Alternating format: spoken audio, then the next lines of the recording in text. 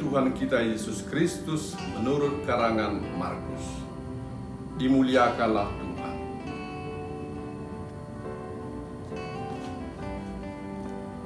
Yesus berkata kepada mereka, "Pergilah ke seluruh dunia, beritakanlah Injil kepada segala makhluk. Siapa yang percaya dan dibaptis akan diselamatkan, tetapi siapa yang tidak percaya akan dihukum. Tanda-tanda ini akan menyertai orang-orang yang percaya. Mereka akan mengusir setan-setan demi namaku. Mereka akan berbicara dalam bahasa-bahasa yang baru bagi mereka. Mereka akan memegang ular, dan sekalipun mereka minum racun maut, mereka tidak akan mendapat celaka. Mereka akan meletakkan tangannya atas orang sakit, dan orang itu akan sembuh."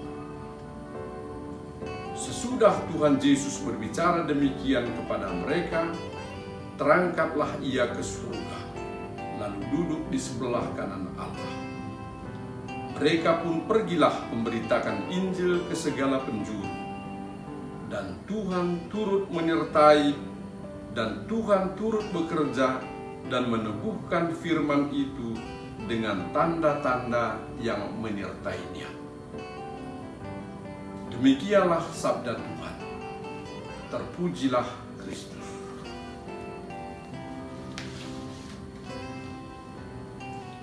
Saudara-saudara yang terkasih dalam Tuhan kita Yesus Kristus, hari ini tanggal 3 Desember tahun 2020, oleh firman Tuhan pada hari ini kita diamanahkan untuk turut mewartakan Injil.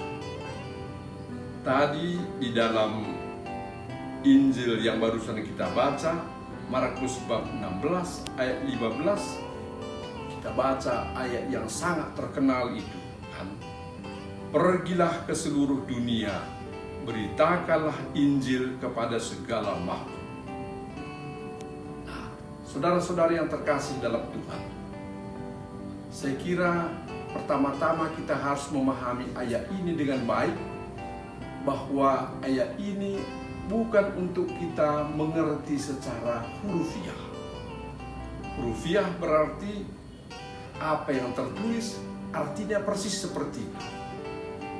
Jadi kalau dikatakan pergilah ke seluruh dunia, berarti arti hurufiah, kalau arti hurufiah kita buat, berarti kita harus tinggalkan keluarga kita, tinggalkan rumah kita, pergi ke seluruh dunia. Saya kira bukan itu pertama-tama yang dimaksud, saudara-saudari. Karena kalau betul-betul seperti itu kita laksanakan, loh, banyaklah keluarga-keluarga yang tanpa bapak atau ibu lagi, karena kita meninggalkan mereka. Jadi keluarga-keluarga begitu banyak yang akan menjadi terabaikan. Wah, saya kira bukan itu maksud Tuhan pertama-tama. Nah, mari kita coba pengertian yang mungkin lebih pas, saudara-saudari, yaitu bahwa benar kita harus pergi dalam arti meninggalkan suatu di dalam kehidupan kita. Nah, kalau kita periksa di dalam hidup kita, barangkali ada suatu sikap tertentu atau keadaan tertentu, kelakuan tertentu yang memang harus kita tinggalkan. Pergilah, katanya kan, tinggalkanlah itu. Misalnya saja, saudara-saudari, sejadi saya seorang yang egonya begitu tinggi, arogan, dan selalu mau kehendakku yang dilaksanakan oleh keluarga. Saya kira ini jelas tidak membawa keadaan yang baik ini, tetapi akan selalu atau sering pasti membawa kerusuhan dan pertengkaran. Tinggalkanlah itu. Pergilah, kata Tuhan pada hari ini kepada kita, tinggalkanlah situasi, sikap seperti itu. Bisa juga mungkin suatu sikap marah yang dalam hati kita kan, karena suatu kekecewaan atau pernah kita disakiti oleh pasangan atau anak-anak, merasa kita kurang dihormati, lalu kita marah. Kalau terus-terus seperti itu, kita biarkan dalam kehidupan kita, oh itu tentu situasi yang tidak baik. Tinggalkanlah itu. Kebiasaan seperti itu, tinggalkan. Atau bisa juga suatu rasa dendam, karena ada kesalahan yang fatal pernah dibuat oleh pasangan, ataupun misalnya anggota keluarga kita. Itu menjadi merasa sangat sakit hati, merasa sangat tersinggung, dan bertekad kapanpun tidak mau memaafkan dan tidak bisa memaafkan. Ada orang seperti itu, saudara-saudara. Nah, hari ini firman Tuhan mengatakan, pergilah, tinggalkanlah itu. Kan dalam doa Bapa Kami pun kita berdoa itu, saudara-saudari. Ampunilah kesalahan kami, seperti kami pun mengampuni yang bersalah kepada kami. Itu doa kita dalam menghadap Bapa di surga, dan kita katakan itu. Ampunilah kami Bapa, seperti kami mengampuni yang bersalah kepada kami. Kalau kita tidak mau mengampuni yang bersalah kepada kita, apalagi anggota keluarga kita, bagaimana kita berani minta pengampunan kepada Bapa, saudara-saudara? Tinggalkanlah kehidupan seperti itu.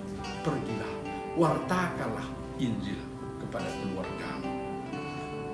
Nah, saudara-saudari yang terkasih dalam Tuhan kita Yesus Kristus, sangat menarik tadi dikatakan, tanda-tanda ini akan menyertai orang-orang yang percaya. Orang yang percaya, ya kepadanya kita wartakan kabar gembira, tapi sekaligus kita yang mewartakan, kita tentu sudah percaya, dan akan makin mendalam kepercayaan kita, makin kita wartakan kabar gembira itu. Justru kalau orang tidak mewartakan kabar gembira, ya imannya, kepercayaannya itu makin menjadi lemah itu. Tapi kalau makin kita wartakan, makin kita praktekkan, kepercayaan kita pun akan makin mendalam. Tanda-tanda ini akan menyertai orang-orang yang percaya. Pertama, mereka akan mengusir setan-setan. Saya kira tidak pertama-tama dimaksudkan mengusir setan dari orang yang kesurupan, atau mengusir setan dari yang kesetanan begitu. Bukan itu pertama dimaksud. Tapi setan adalah roh pemecah, roh membawa kerusuhan, roh membawa pertengkaran. Nah, kalau orang yang percaya, saudara-saudari, dia bisa mengusir itu. Dia menyadari itu tidak baik, dan kemudian dia beralih. Dia tinggalkan itu. Dia mengusir setan itu. Dia membawa persatuan, membawa kedamaian. Dia berbicara dalam bahasa yang baru, katanya. Jelas, saudara-saudara, orang yang percaya kepada Tuhan tidak lagi bahasa maki-maki di bawahnya. Tidak lagi menggunakan bahasa-bahasa yang kasar, bahasa kekerasan, tetapi dia memakai bahasa yang baru, bahasa kasih. Dia memegang ular, katanya, dan minum racun maut pun dia tidak lagi celaka. Ada orang yang percaya, ya, bahaya-bahaya seperti ini, ajakan-ajakan untuk meracuni orang lain, ajakan-ajakan atau hasutan untuk merusaki orang lain, itu tidak mempan lagi. Menanamkan racun-racun seperti itu pada orang sudah tidak mempan lagi untuk orang yang percaya kepada Tuhan. Dia tidak mau, dia tidak lagi merasa itu sebagai dunia yang baik yang dimilikinya. Orang yang percaya juga, katanya, meletakkan tangan pada orang-orang sakit dan mereka disembuhkan. Jangan pikir penyakit itu sering adalah penyakit jantung, penyakit luka, itu baru penyakit, kan? Enggak. Banyak juga penyakit-penyakit, saudara-saudari, yang tidak kelihatan, kan? Misalnya ada orang pergi ke dokter mengatakan, penyakit bapak nggak ada, penyakit ibu nggak ada, tapi mengapa kakiku ya seperti mau rubuh saja, gak ada tenaga, lemas, lesu. Nah, tapi ibu atau bapak tidak ada penyakit, kata dokter. Ternyata saudara-saudari, penyakit yang dideritanya karena ulah atau perangai atau situasi dalam keluarganya, saudara-saudari. Dan kita harus menyembuhkan itu.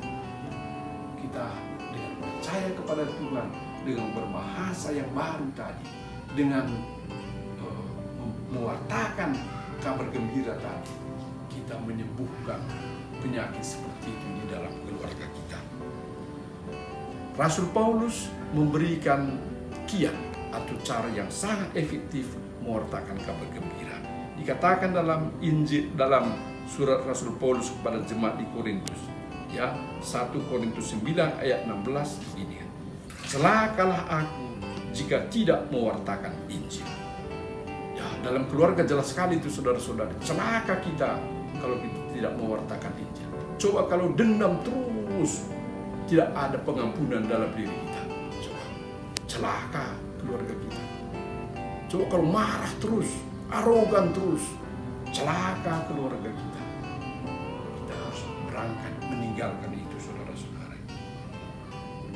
Dan Rasul Paulus, ya, memberikan cara yang paling efektif dalam mewartakan firman Tuhan itu. Katanya pada 1 Korintus 9 ayat 19, sungguh pun aku orang bebas, katanya. Aku menjadikan diriku hamba dari semua orang. Dia orang bebas, tetapi dia membuat dirinya seolah-olah hamba, siap melayani, saudara-saudara. Coba di dalam keluarga kita buat ada sikap-sikap seperti ini kan. Ya, kita siap melayani apa saja yang perlu dalam keluarga. Kita siap memberikan diri kita melayani anggota keluarga kita. Wah, pasti membawa sukacita di dalam keluarga. Inilah mewartakan Injil di dalam keluarga, saudara-saudara. Ayat 22 dikatakan begini, bagi orang lemah, aku menjadi seperti orang lemah. Kan dikatakan juga kan, anak-anak pun janganlah merasa orang tuanya sebagai bos, apalagi bapaknya kan. Memang gak efektif seperti itu, saudara-saudara. Tapi yang paling efektif ialah kalau anak-anak merasakan kita, diri kita sebagai sahabat, sebagai teman untuk bercerita. Pasangan kita bisa curhat apa saja kepada kita tanpa merasa akan takut dipermalukan atau akan takut dimarahi dan sebagainya. Dia sangat lapang, dan ini membawa sukacita, saudara-saudari, dalam keluarga kita. Kita sudah mewartakan kabar gembira. Dan di dalam ayat penutup tadi di dalam Injil Markus, yakni bab 16 ayat 20, dikatakan, Tuhan turut bekerja dan menumbuhkan firman itu dengan tanda-tanda yang menyertainya. Tuhan berjanji, kalau kita mewartakan kabar gembira di dalam keluarga kita, akan ada tanda-tanda yang diberikan Tuhan. Tanda-tanda meneguhkan firman itu. Itu janjinya, karena dia sendiri yang mewartakan, yang mau firmannya sendiri yang kita wartakan itu, saudara-saudara. Sekarang ini masa Advent, masa penantian Natal, peringatan kedatangan Tuhan. Kita mempersiapkan diri dengan mewartakan kabar gembira, mewartakan Injil di dalam keluarga kita. Dengan mewartakan kabar gembira di keluarga kita, berangkatlah, pergilah meninggalkan hal-hal yang kurang beres di dalam hidupmu. Nanti kita akan bisa merayakan kedatangan Tuhan pada hari Natal dengan penuh sukacita dan bahagia. Semoga. Amin.